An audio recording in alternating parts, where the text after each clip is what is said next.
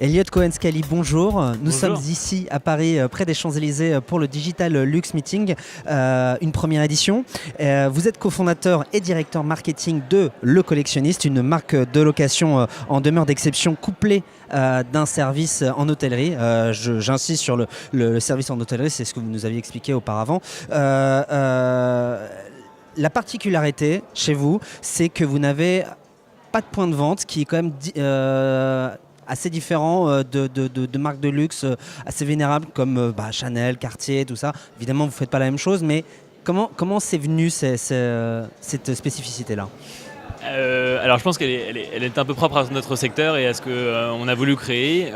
Trouver une maison aux quatre coins du monde, aujourd'hui c'est assez compliqué. Il y a divers moyens de le faire, mais l'offre est très fragmentée et très mal mise en avant. Et en fait on a voulu rompre justement avec les codes de l'immobilier, mais mettre des codes du luxe à l'intérieur. Et donc à l'instar des grandes maisons hôtelières comme Ritz-Carlton ou autres, recréer en fait cette même enseigne qui regroupe les plus belles villas sur le digital de la meilleure façon possible.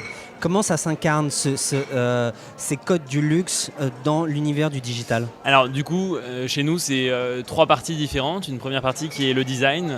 C'est un moyen simple et rapide de créer une rassurance client via le digital. On n'a pas inventé la location de villa et au final, on est obligé de rompre un peu avec les codes qui étaient faits pour faire en sorte que la personne soit mieux. Vous n'êtes pas là pour expliquer qu'il y a des mètres carrés, que Exactement, machin, c'est ça. Exactement. C'est vraiment créer justement du coup la deuxième étape est le contenu. On travaille avec plus de 25 rédacteurs aujourd'hui et ces 25 rédacteurs, ils ont toutes des particularités différentes. Ils racontent une histoire et on a la chance d'avoir en fait un produit qui est exceptionnel. Nos destinations, nos lieux et nos maisons sont dignes des plus belles, des plus beaux endroits du monde. Et donc du coup, raconter une histoire sur ces lieux est très simple. Et on essaye justement de trouver quelque chose de un peu atypique et différent pour faire en sorte que le client puisse s'identifier dans nos valeurs et louer la villa avec nous. Vous expliquez dans la keynote qui vient de s'achever que vous êtes une entreprise française, mais vos clients sont principalement étrangers.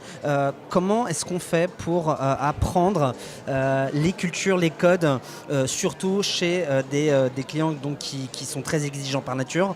Comment est-ce que vous avez fait pour apprendre un client dans le luxe en Russie pour pas le froisser, pour pas le perdre ? Je pense que nous on apprend au quotidien, on apprend vraiment au quotidien, c'est vraiment on va faire des erreurs, je vais pas vous dire, et je pense comme n'importe quelle marque ici, tout le monde fera des erreurs.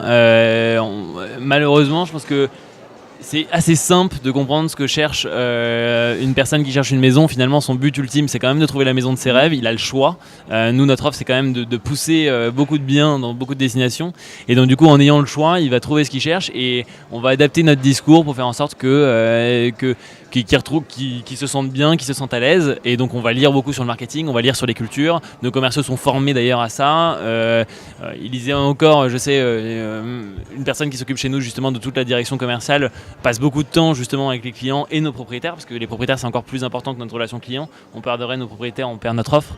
Donc au final c'est vraiment un travail de longue haleine de les comprendre, mais au final une fois qu'on a compris un petit segment, ce même segment il a en général des codes assez précis et on respecte 2-3 de ses plus grandes valeurs et ça colle plutôt bien.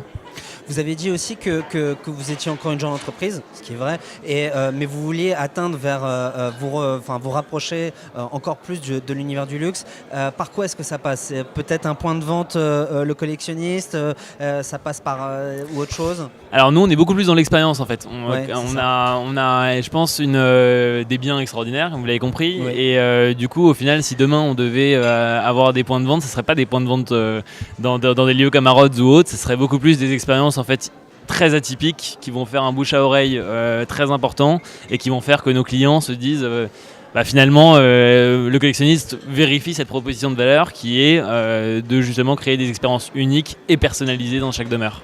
Une expérience unique et personnalisée, ce sera le mot de la fin. Merci à vous, Elliot Cohen-Scally. Je le rappelle, vous êtes cofondateur et directeur marketing de la marque Le Collectionniste et nous sommes ici au Digital Luxe Meeting à Paris, près des Champs-Élysées. Merci à vous d'être passé par notre studio. Merci à vous de me recevoir et j'ai ravi de vous avoir rencontré.